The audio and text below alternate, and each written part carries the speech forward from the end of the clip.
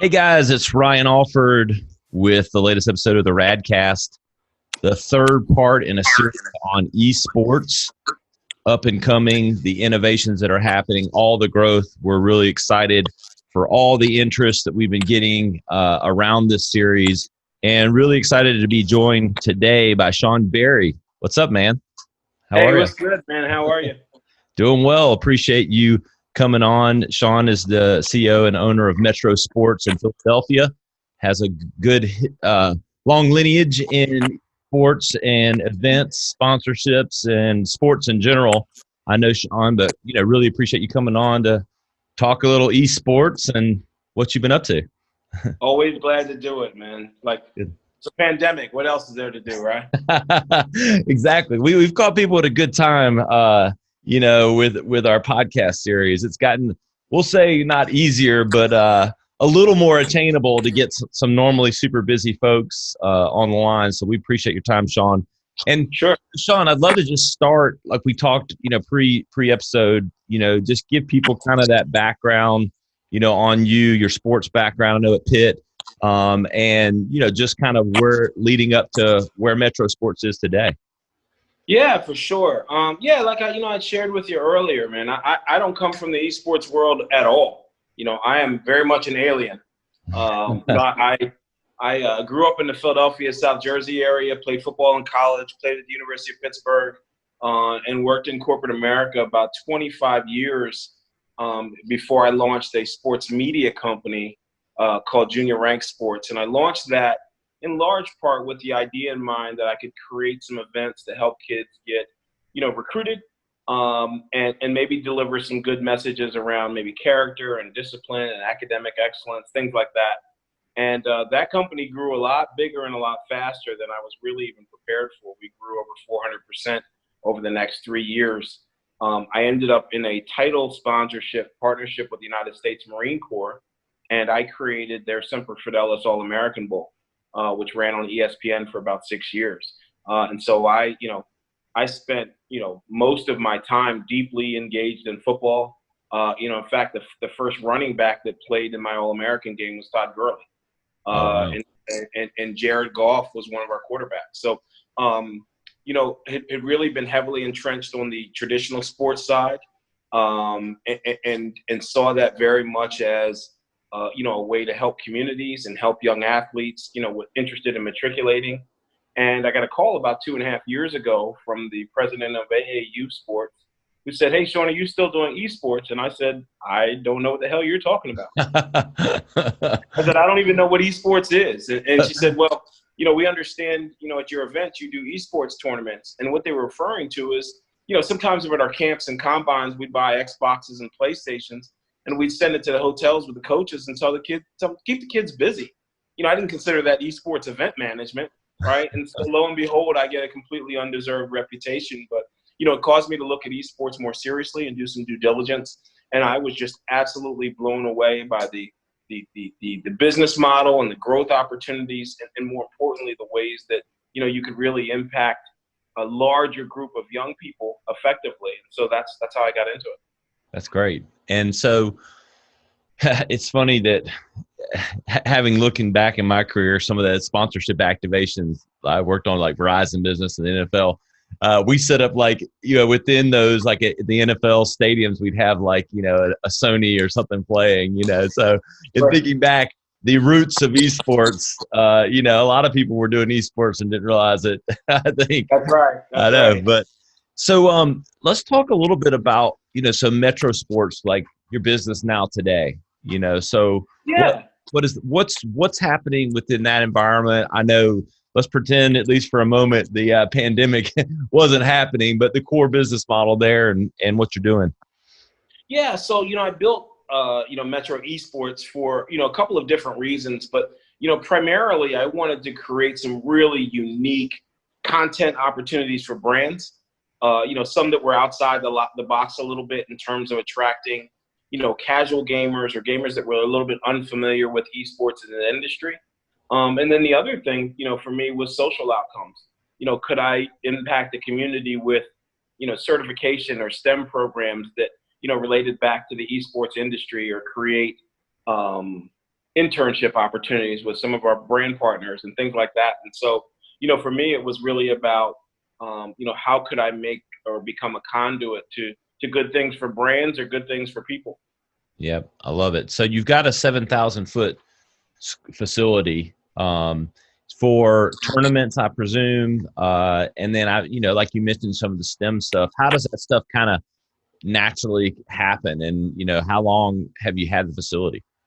Yeah, so we, believe it or not, we had just done the wiring and paint job right before COVID hit. So we have yet to announce our grand opening until things are safe Yeah. and we're able to kind of allow kids to to kind of work together and play together. But the facility is interesting. I build it almost as a digital version of the YMCA, so you can come here and recreate and compete, whether it's gaming PC or console. For those that are a lot more serious, we have one-on-one coaching. Those that are interested in playing tournaments, we do and we'll do everything from, Smash Brothers to fighting games to sports games, first-person shooters, etc. We'll have Military Mondays where we just, try to honor our veterans and create some opportunities for them to engage and compete. But the thing that I enjoy the most is, we looked at the esports industry and we partnered with some of the local colleges and universities and said, okay, well, if I want to become a game designer or a game developer or a coder or a programmer, what do I need to know?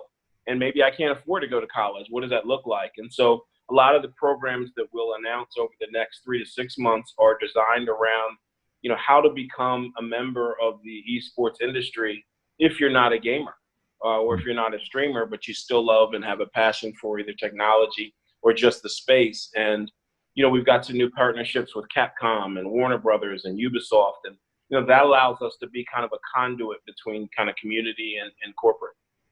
That's interesting. And it's funny because on the surface, parents and maybe uninformed see esports or video game playing, as as not necessarily the negative side of it, but a lot of time spent by the kids playing just the games themselves, when in reality there's so many other legs to it and so many other opportunities, because you're still talking about highly technically advanced gaming and everything that goes into making the games, making the consoles, and even just the expertise to play now, is like, it's just fascinating, the layers that are there.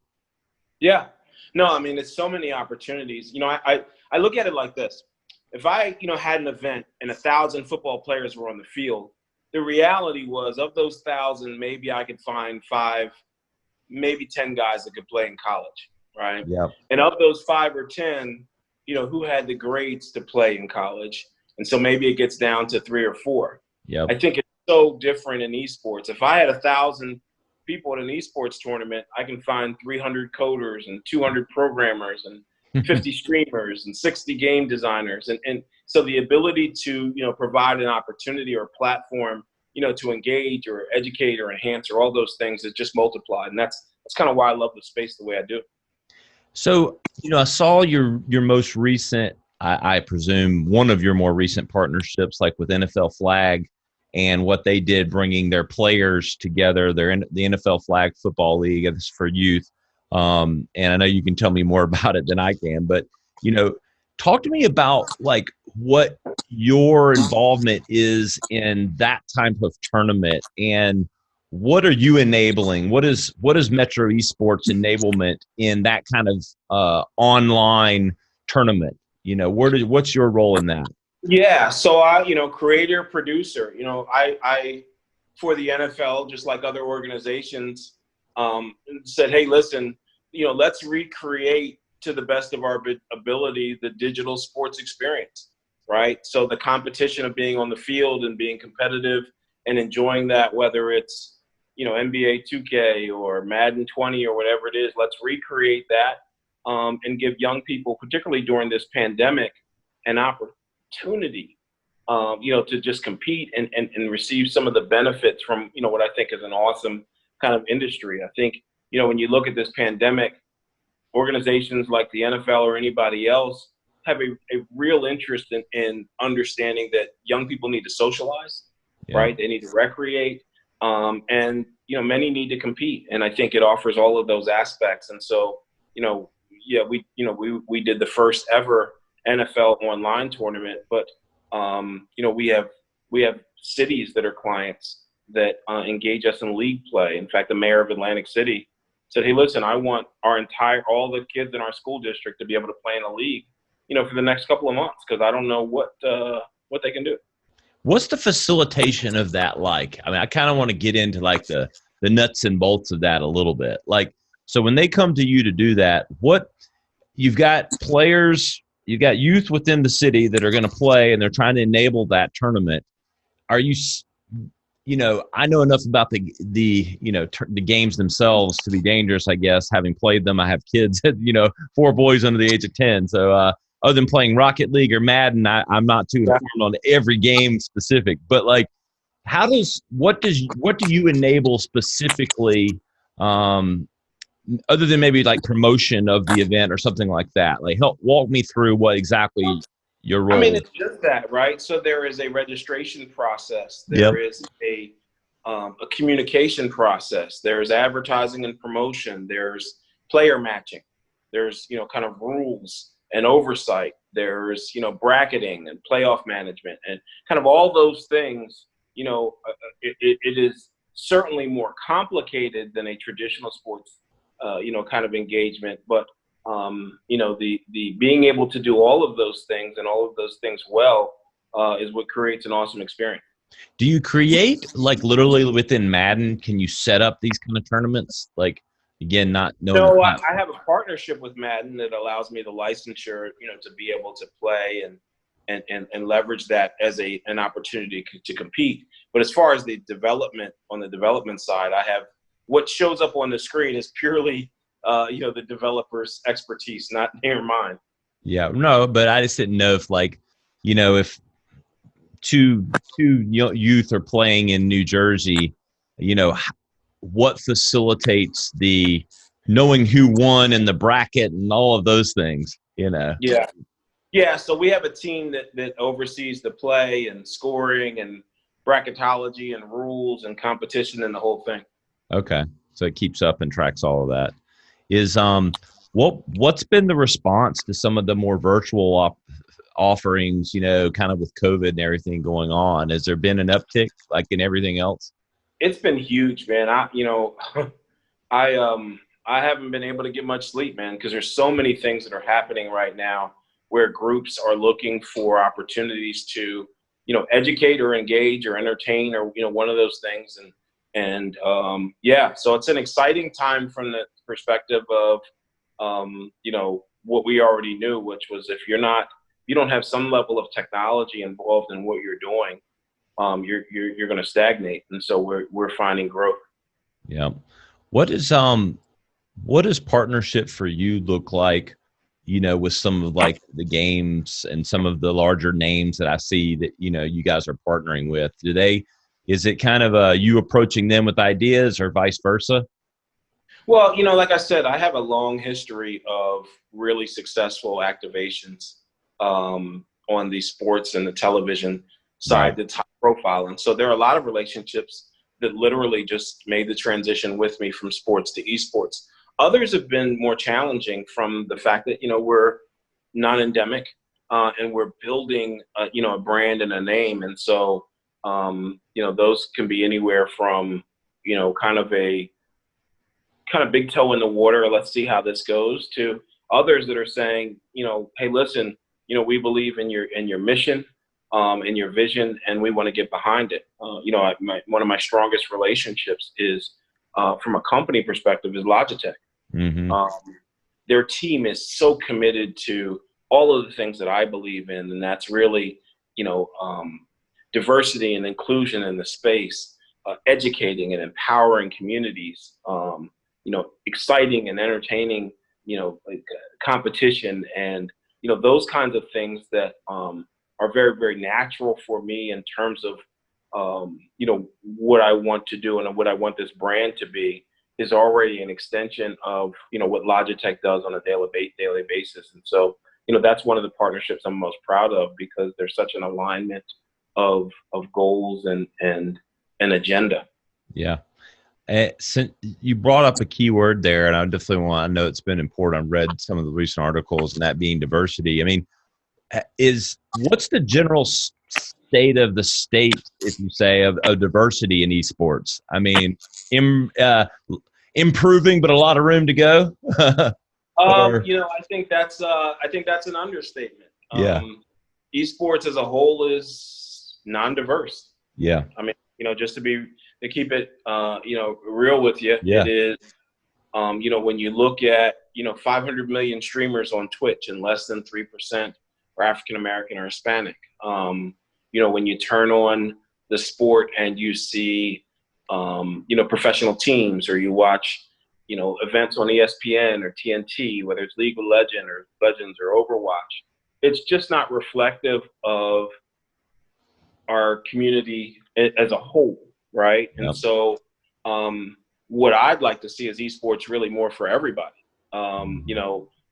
That where there is a balanced level of representation and participation, not for the sake of doing it, but because everybody loves it. yep, And so, I think that there's a huge opportunity for brands that have an interest in reaching a kind of more broad and diverse consumer segment, of leveraging esports and kind of the digital presence and eyeballs, across the nation that are on it, and looking for creative ways to do that. yeah. Let's be honest. Like every 10 to 12-year-old boy or girl of all nationalities and backgrounds are playing esports, of some Yeah. sort. I mean, Well, it's not only that. I mean, I think that number is like 97%. But what most people don't know is, the majority of the U.S. video game consumer market is Black and Latino. yep, So it's over indexes like at 54%. yep, And then Pew Research did a study, I guess it was 2 years ago, and found that African American teens play more on average per week than any other ethnicity by over an hour. And so, what that says to me is there's an untapped market out there, and there's a great opportunity to be more engaging and more yeah. inclusive. That does nothing but create better competition and make it more exciting and fun. Do you think the problem has been just like you said, the numbers speak for themselves? That the African American market's playing these games at a higher rate. The Hispanic market's playing at a higher rate. Do you think they've just lack of opportunity to get in the larger tournaments or games, and or maybe just not feeling included, or what's the gap there? No. I don't think it's intentional at all. And I think Yeah, everybody has the same opportunity. I think it's exposure, yeah, right? Awareness. yeah, The other thing is that, you know, different cultures, compete or are entertained differently. And so yeah, just a focus on engaging, one particular group or another could, mean a world of difference in terms of attracting, people into a market. I think that nobody's been very intentional about bringing in the other cultures that just haven't participated. So right, I don't think it's about opportunity. I think it's just, intention. yeah. Is changing tune just a little bit. What's been fascinating for me and kind of digging into this more, starting to work and talk to more clients in this space and different things, just the streaming aspect, the just sheer enormity of content being watched. Yeah. Like that's been a fascinating with Twitch and YouTube, and you've got Facebook spinoff and all those things, but just the sheer amount of content being watched in this space. Any perspective kind of on where that's at, where it's going, and just the sheer volume of that? Yeah. I mean, listen, man, it is amazing to me, the conditioning of how we receive digital data, the shorter attention spans,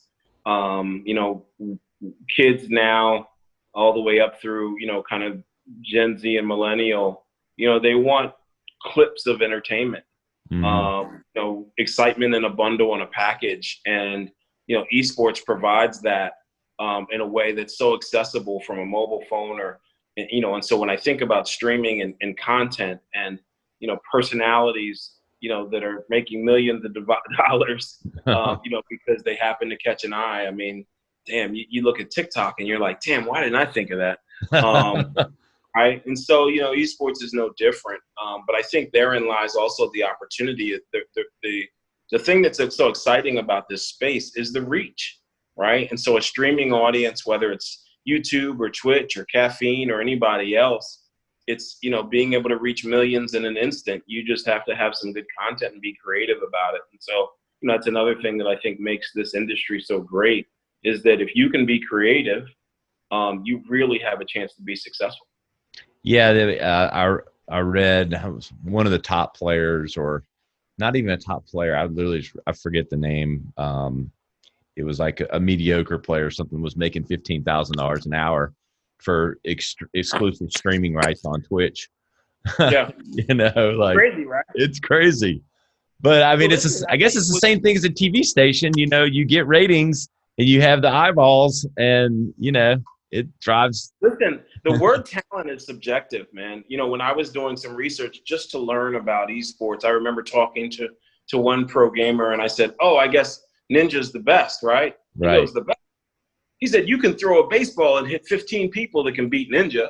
And I said, "Well, wait a minute, what is it?" And it was personality. It's it's what engages an audience. And so, I think that's so exciting, man, because it levels the playing field in such a crazy way.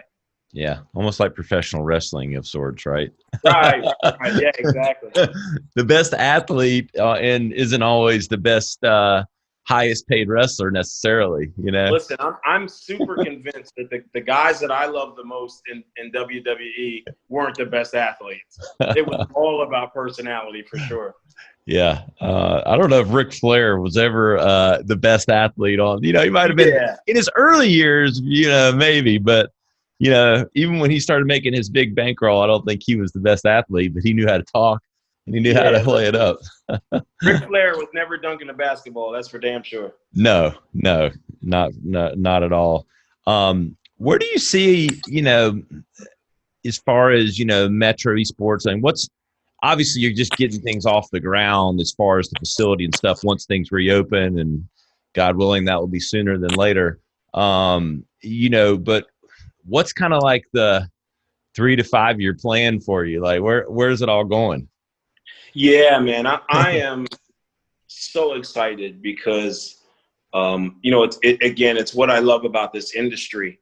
For us, it's about creating original content that is attractive and engaging. And so some of what you'll see from Metro Esports over the next, to be honest with you, over the next 3 to 6 months, we think is industry changing.